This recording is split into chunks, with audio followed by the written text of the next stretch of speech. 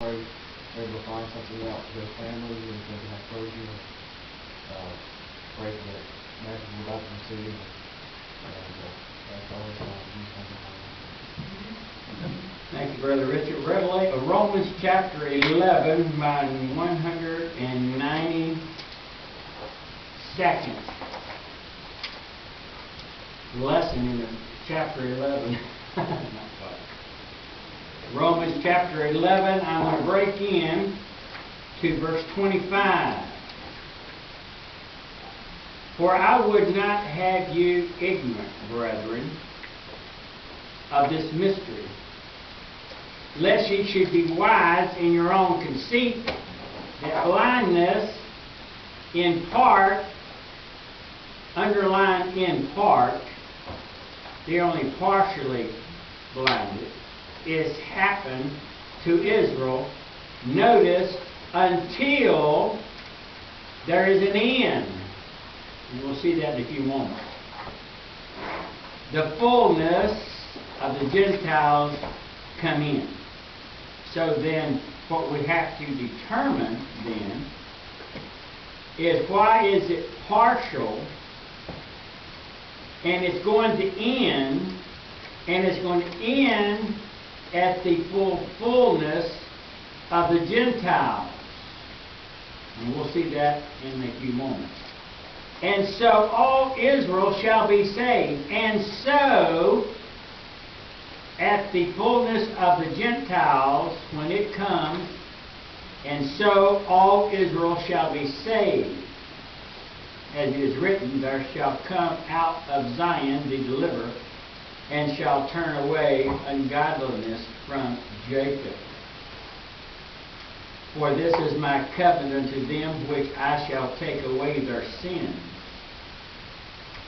As concerning the gospel, they are enemies for your sake, but as touching the election, they are beloved for their Father's sake.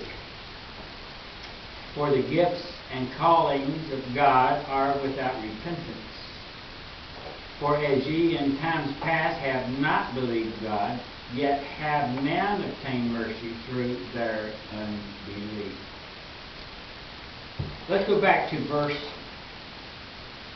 25. And it says that until the fullness of the Gentiles has come. So the second aspect of the mystery that Paul mentions in verse 25 reveals that the blindness or the calluses or the hardening of the arteries has a definite lifespan and will end as identified by the conjunction until. The word until, I think the King James says until. So until means until a certain time, as when the fullness of the Gentiles has come in. Now, therefore, we have to ask the question,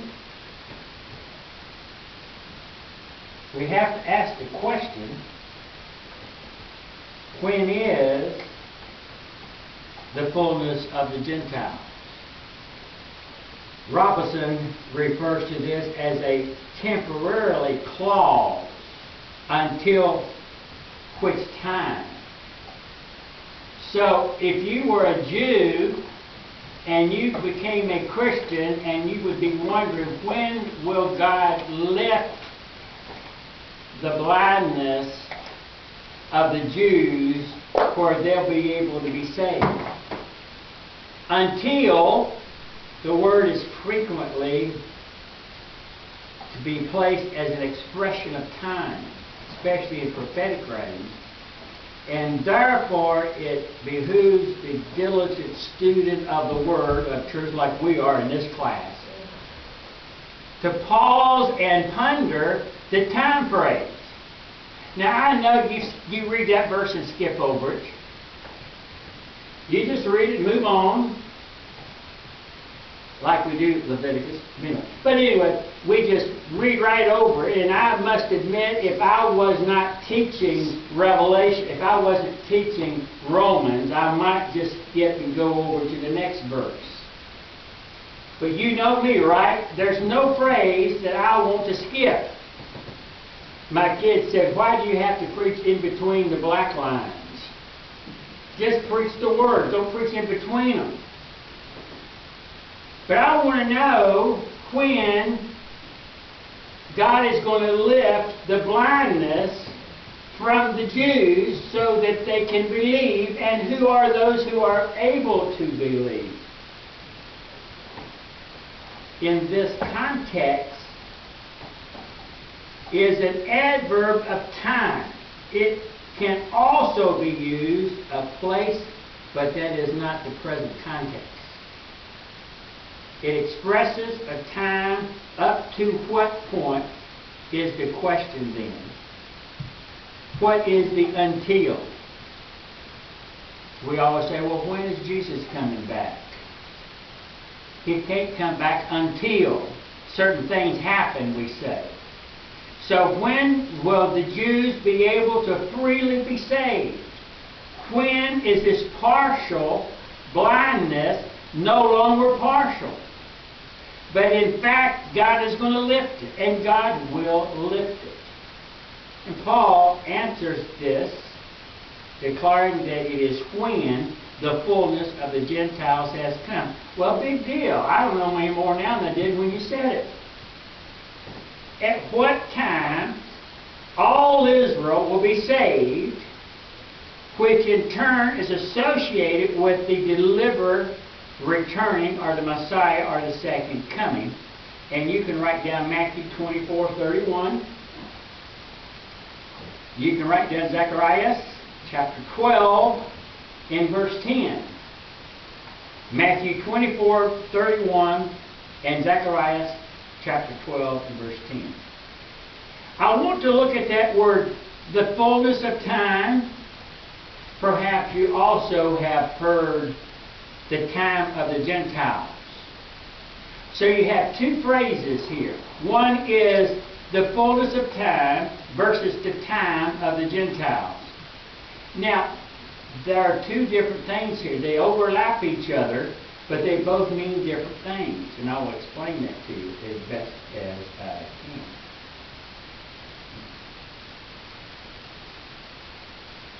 When the fullness, a full measure, and abundance are a completion. There has to be a completion of something that God has promised. God works on a time plan, and certain things have to be accomplished in a certain time on God's calendar and not on ours. And so there has to be a completion of God's plan before He comes back. And is that which has been filled and refers to that which is the sum total.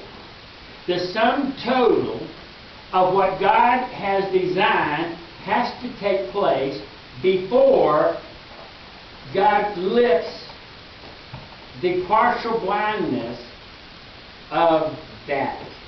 When all here it is, I'm going to give you the answer right away.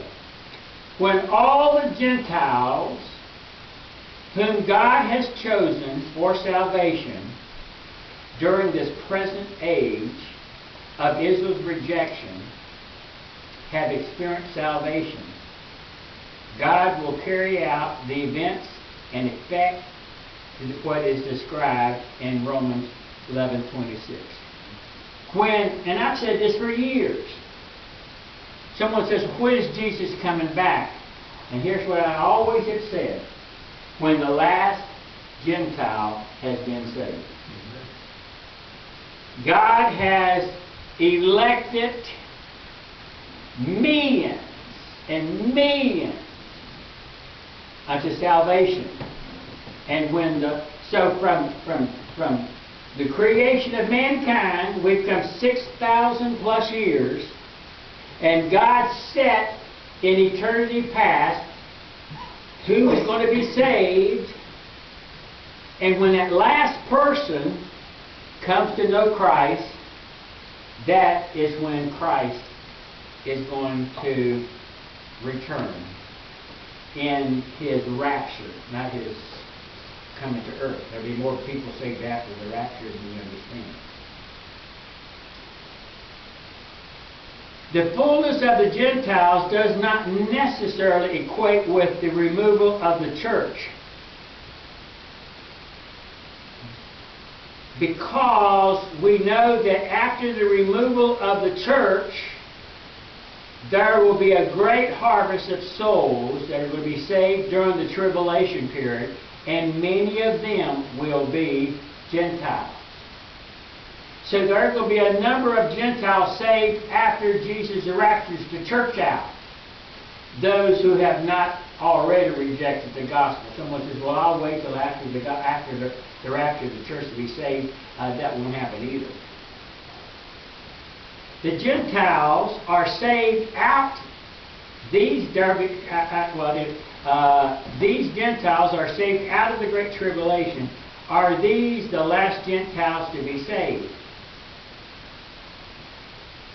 Well, Morris, for example, states that when the full number known only to God has been received, God will begin to deal with Israel as His elect nation. All right, let's see if I can understand this. In the fullness of time, there certainly sounds familiar. And I'm sure you probably read the fullness of time and the time of the Gentiles, and you say, I wonder what that means. You may not want to know what it means, but obviously you're going to learn, right? Luke, in chapter, I forgot what chapter it is, I'll find it in a minute, introduces the term fullness of the Gentiles. Oh yeah, chapter 21. Notice Luke chapter 21 in verse 24. Teaches that Jerusalem will be trampled upon foot by the Gentiles until the time of the Gentiles be fulfilled. So there is a time period that the Gentiles are going to move in and control Israel. Now you remember, prior to all this, Israel was in control. There comes a time that the Gentiles come in and they control Israel. Luke chapter 21 verse 24. In Luke, is Luke speaking of the salvation of Gentiles? Clearly, Luke is not referring to the salvation of Gentiles in Luke chapter 21 and verse 24. But to their exercise of political power or domination over the city of Jerusalem.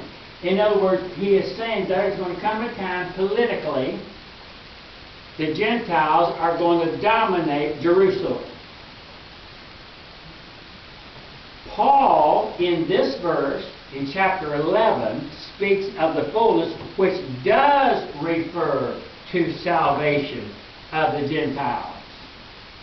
So then Luke, in Luke 24, is speaking, there will come a time politically that the Gentiles are going to be in control over Israel. Paul, in chapter 11 and verse 26, or 25 and 26, the time of the Gentiles, meaning those who are going to be saved. Now, obviously, they both are simultaneously. They occur over a period of time, and the time overlaps significantly. And we read, and we need to be accurate in our handling of these terms as how it relates, because you cannot relate Paul's understanding of the time versus of Luke's of time, of fulfillment. So the time of the Gentiles began, most think, with the first sacking or destruction of Jerusalem and the destruction of the temple by Nebuchadnezzar in 586 BC. In 586 BC, Nebuchadnezzar attacked Jerusalem, and from that time on, Israel lost its ability to control the Gentiles. And we also see that in 70 AD, when the Romans came in and demolished and destroyed Jerusalem, and from that time on, Gentiles are in rule today. Gentiles have Israel, but it's a little land of Israel, but Jews are scattered all over the world. So, it means that when these two concepts, the time of the Gentiles and the fullness of them, are compared, it becomes evident the time of the Gentiles is primarily a political term and has to do with the political overlord of Jerusalem, and the fullness of time is when, in the present age, when the Gentiles are predominant in the church and Gentiles will come to Christ.